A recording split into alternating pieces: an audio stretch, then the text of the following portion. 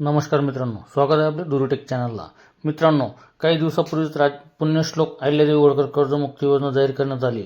मित्रांनो, शेतकरी मित्रांना बरेच प्रश्न केवायसी करताना किंवा ऑनलाईन काम करताना, ऑनलाईन काम करणाऱ्या सीएससी सेंटर चालकांना किंवा आपल्या सरकार सेवा केंद्र चालकांना बरेच प्रश्न निर्माण होत आहेत. त्याच्या बाबतीत राज्याचे सहकार आयुक्त यांनी काही दिवसापूर्वीच एक प्रेस रिलीज केली होती. मित्रांनो, बऱ्याच बाबतीत शेतकऱ्यांना याचे कर्जमाफीच्या बाबतीत प्रश्न पडत आहेत. त्या प्रश्नांचे उत्तर देण्याचा त्याने प्रयत्न केलेला होता, परंतु मित्रांनो तरीही आपण त्याला काही डिजिटल स्वरूपात मांडण्याचा प्रयत्न केलेला आहे. मित्रांनो, माहिती आवडली तर निश्चित शेअर करा, परंतु हे सर्व ऐकण्यासाठी प्रथमतः माझ्या चॅनलला सबस्क्राईब करून ठेवा, म्हणजे आपल्याला नवनवीन माहिती याच्यावर मिळत राहील. मित्रांनो, पहिला प्रश्न, पहिले यादीच्या केवायसी प्रक्रियेबाबत काही तक्रारी आल्या आहेत का?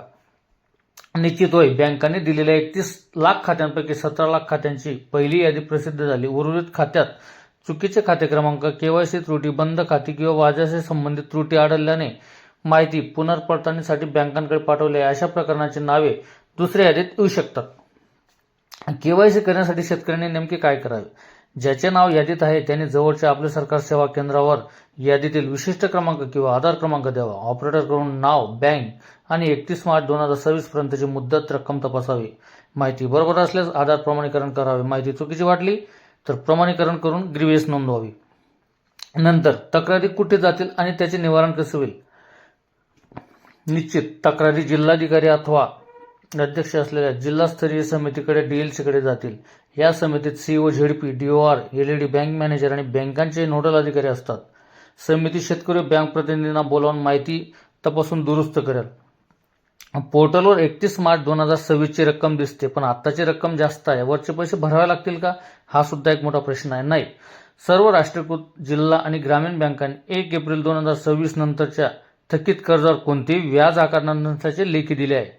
त्यामुळे पोर्टलवरील 31 मार्च 2026 पर्यंतचीच रक्कम अंतिम मानून माफ केली जाईल. अजून पुढे उर्वरित शेतकऱ्यांची दुसरी यादी कधी येणार, हा सुद्धा शेतकऱ्यांना प्रश्न आहे. उर्वरित डाटा बँकांकडे पडताळणीसाठी दिला आहे. येत्या 2 आठवड्यात साधारणतः 10 ऑगस्टच्या नंतर दुसरी यादी प्रसिद्ध करण्याचा प्रयत्न असल्याचे सांगितले जात आहे. शेतकऱ्यांना ही यादी गाव पातळीवर कुठे पाहता येईल, हा सुद्धा एक प्रश्न आहे. ही यादी बँकेच्या शाखा, ग्रामपंचायत आणि विविध कार्यकारी सेवा संस्था, सोसायटी येथे उपलब्ध आहेत.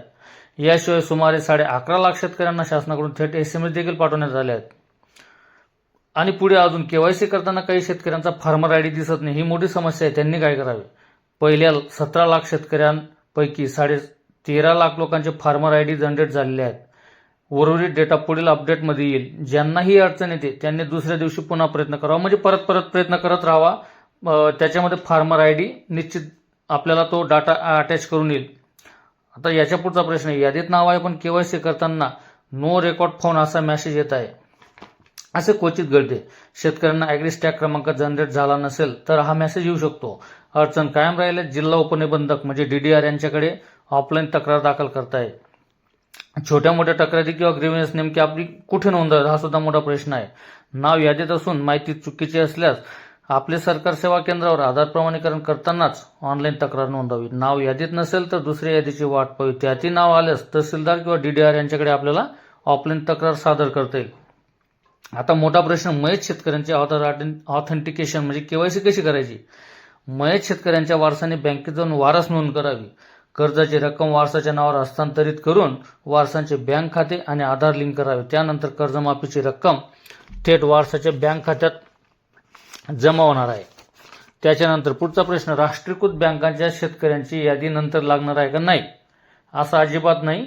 ती पहिल्या यादीमध्ये समाविष्ट आहेत. 17 लाख शेतकऱ्यांपैकी सुमारे 7 लाख शेतकरी जिल्हा बँकांचे असून उर्वरित सुमारे 17 लाख शेतकरी राष्ट्रीयकृत व व्यापारी बँकांचे आहेत. ज्याचे कर्ज 2 लाखापेक्षा जास्त आहे त्याच्यासाठी OTS यादी कधी येणार आहे, हा मोठा प्रश्न आहे शेतकऱ्यांना. निश्चित त्याचे उत्तर आपल्याला मिळेल. सध्या शासनाचे पहिले लक्ष 2 लाखापेक्षा आतील थकीत शेतकऱ्यांना कर्जमुक्त करून त्यांना खरीप हंगामासाठी नवीन पीक कर्ज उपलब्ध करून देण्यावर आहे. हे काम पूर्ण झाल्यानंतर OTS संदर्भातील यादी जाहीर केली जाईल. म्हणून शेतकरी मित्रांनी ही शंका सुद्धा दूर करून घ्यायची आहे. आता मोठा प्रश्न, 2012 मध्ये घेतलेले कर्ज माफ होईल का? नाही. या योजनेत कर्जाचे वाटप तारीख लक्षात घ्या. या योजनेत कर्जाचे वाटप 1 एप्रिल 2019 ते 31 मार्च 2025 या कालावधीत झालेले असणे आवश्यक आहे. त्यापूर्वीची कर्ज या योजनेमध्ये समाविष्ट नाहीत. त्याच्यामुळे शेतकऱ्यांनी 2019च्या आधीचे जर कर्ज असतील तर या योजनेमध्ये समाविष्ट होणार नाहीत. हे निश्चित करून घ्यायचे. 2 लाखावरील कर्जासाठी ओटीएस योजना कशी काम करेल? बघा, आता 2 लाखाच्या वरती ज्याचं कर्ज आहे त्याच्यासाठी हे खूप महत्वाचं आहे. आरबीआय आणि कमर्शियल बँकांनी चर्चा करून हेअरकट पॉलिसी लागू केली आहे. खाती एनपीए झाल्यानंतरचे व्याज माफ केले जाईल आणि मुदतलाही सवलत मिळू शकते. उदाहरणार्थ 5 लाखाचे कर्ज हेअरकट नंतर 2.5 लाखावर आल्या शेतकऱ्याने 50,000 भरायचे आणि 2 लाख रुपये सरकार बँकेत जमा करेल. यासाठी 31 मार्च 2027 पर्यंत मुदत असेल. हे खूप महत्वाचं आहे. बघा, नियमित कर्ज भरणारा शेतकरी पात्र आहे का? आणि गोल्ड लोन घेऊन पीक कर्ज भरत असल्यास त्याचं काय? हा पण मोठा प्रश्न आहे. बघा, नियमित कर्ज भरणारे शेतकरी प्रोत्साहनपर लाभ योजनेसाठी पात्र आहेत. मात्र गोल्ड लोन या योजनेत पूर्णपणे अपात्र आहे. हे लक्षात घ्यायचं आहे. फक्त पीक कर्ज म्हणजे क्रॉप लोन असल्यास त्याचा लाभ या कर्जमाफीमध्ये मिळू शकतो. जुने जिल्हे बँकांचे कर्ज कधी माफ होणार? 2019 पूर्वीची कर्ज महात्मा फुले आणि श्री छत्रपती शिवाजी महाराज कर्जमाफी योजनेमध्ये समाविष्ट होती. या नवीन योजनेत 1 एप्रिल 2019 पूर्वीचा कर्जाचा समावेश नाही. हे लक्षात घ्यायचं आहे. प्रोत्साहनपर अनुदानाची यादी कधी येणार? बऱ्याच शेतकऱ्यांना प्रतीक्षा आहे. त्याचंही उत्तर याच्यात मिळेल.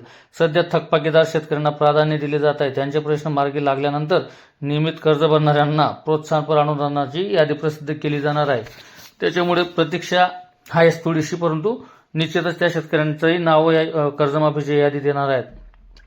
पुढचा प्रश्न, गाव पातळीवरील कमर्शियल बँकांच्या यादीतील रक्कम आणि केवायसी पोर्टलवरील रक्कम वेगळी दिसत आहे. काय करावे? यादी तयार होताना हेअरकट नंतरची रक्कम छापली गेल्याने तफावत असू शकते. शेतकऱ्यांनी छापील यादीतील रकमेपेक्षा जी केवायसी करताना पोर्टलवर जी ऍक्च्युअल रक्कम दिसते 31 मार्च 2026 पर्यंतची मुद्दल तीच रक्कम ग्राह्य धरायची आहे आणि ती मान्य असल्यास बिनधास्त ऑथेंटिकेशन करावे. काही अडचण नाही. एकाच शेतकऱ्याचे 2 पीक कर्ज असेल. बघा, हा बऱ्याच शेतकऱ्यांना प्रश्न आहे. एकाच शेतकऱ्यांचे 2 पीक कर्ज असतील तर दोन्ही माफ होतील का? बघा, दोन्ही कर्जाची रक्कम, दोन्ही बँकांची कर्जाची रक्कम मिळून 2 लाखाच्या आत होत असेल तर ती पूर्णपणे माफ होणार आहे. आणि दोन्ही मिळून 2 लाखाच्या वरती असेल तर ती ओटीएस योजने म्हणजे प्रोत्साहनपर लाभ योजनेत ती समाविष्ट होणार आहे. कर्ज रिन्यू केलेल्या शेतकऱ्यांना कर्जमाफी मिळेल का? कर्ज रिन्यू करून खाते बँकेत थकबाकीदार म्हणून दिसत नसेल तर कर्जमाफी मिळणार नाही. मात्र अशा शेतकऱ्यांना प्रोत्साहनपर म्हणजे 50,000च्या माफीमध्ये ते बसू शकतात. सरकारने 56 लाख शेतकऱ्यांना लाभ देण्याची घोषणा केली होती. मग 31 लाखाचाच आकडा का? आता बऱ्याच शेतकऱ्यांना हा प्रश्न आहे. परंतु मित्रांनो, याच्यात योजनेचे 2 भाग आहेत. सुमारे 32 लाख शेतकरी थकबाकीदार आहेत. लक्षात घ्या, 32 लाख शेतकरी थकबाकीदार आहेत ज्यांना कर्जमाफी किंवा ओटीएस चा लाभ मिळेल. तर सुमारे 24 लाख शेतकरी नियमित कर्ज भरणारे आहेत ज्यांना प्रोत्साहनपर लाभ मिळेल. दोन्ही मिळून सुमारे 56 लाख शेतकऱ्यांचा डाटा तयार होतो. म्हणजे 56 लाख शेतकऱ्यांना शासनाने जी कर्जमाफी केलेली आहे ते पूर्णपणे शेतकऱ्यांचा यातामध्ये समाविष्ट होणार आहे. त्याच्यामुळे शेतकऱ्यांनी ज्यांचे नाव आले आहेत त्यांचं तर अभिनंदनच आहे, परंतु ज्यांचे नावं नाहीत त्यांनी सुद्धा थोडी प्रतीक्षा करा. सर्वांचे नावं या कर्जमाफी योजनेमध्ये समाविष्ट होणार आहेत. तर मित्रांनो, हा व्हिडिओ आवडला असेल आणि माहिती जर नक्की कामाची वाटली तर निश्चित इतर लोकांना पण हा व्हिडिओ शेअर करा आणि त्यांना पण ऐकवा, जेणेकरून ह्या माहितीमुळे त्यांचा काही फायदा होईल. आणि निश्चित माझ्या चॅनलला सबस्क्राईब करा. निश्चितपणे मी नवनवीन माहिती या यूट्यूब चॅनलवर देण्याचा प्रयत्न करतो आणि त्याच्यातून तुम्हाला तुमच्या समस्यांचे निरासन सुद्धा होत जातं. म्हणून आताच माझ्या चॅनलला सबस्क्राईब करून ठेवा मित्रांनो. धन्यवाद.